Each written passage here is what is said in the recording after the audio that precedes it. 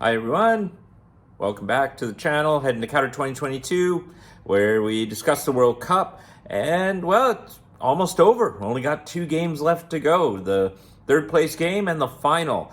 I did not have tickets to any of the games in the last week, but I was watching from a friend's place or, at one of the big public screens.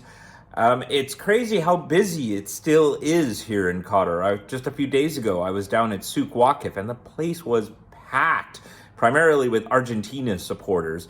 And that was in the lead up to their game against Croatia. So, yeah, all in all, it's still pretty busy here with just the 2 games to go.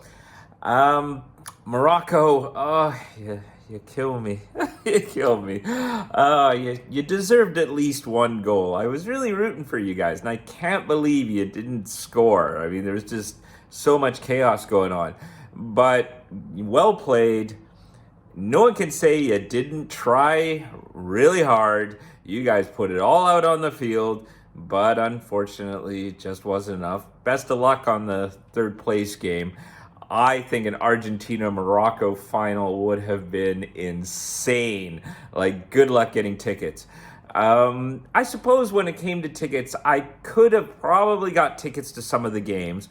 Some people online have been commenting about how, well, you can still see the odd empty seat at the stadium. But yeah, this is pretty standard for any big event.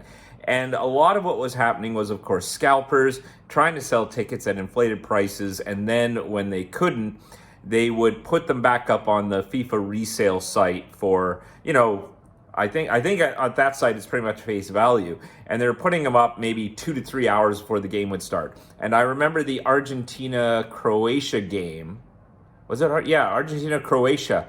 That, I think 300 tickets suddenly appeared within 3 hours of the match.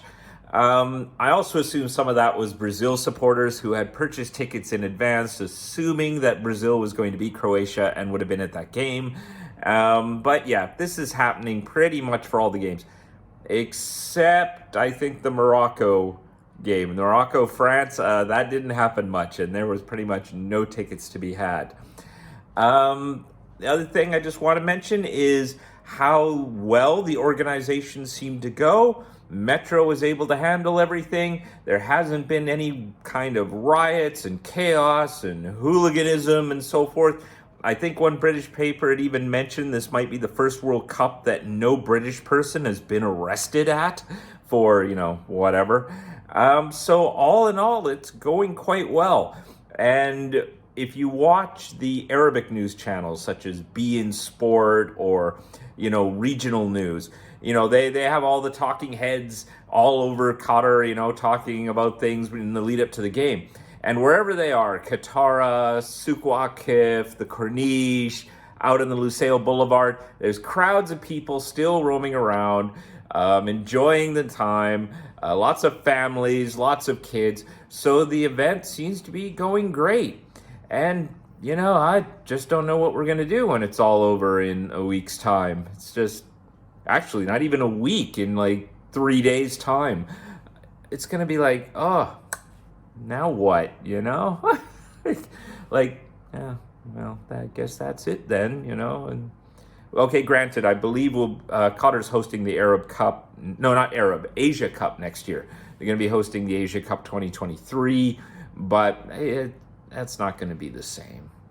It's not. But anyway, I'm glad that it's been going really well. And here's hoping for those last 2 games. Everyone just behaves themselves, enjoys the football. I'm not rooting for any particular team, although down here there are way more Argentina fans than there are fans of France. And that's because worldwide, countries like Argentina and Brazil have a huge following, especially in South and East Asia.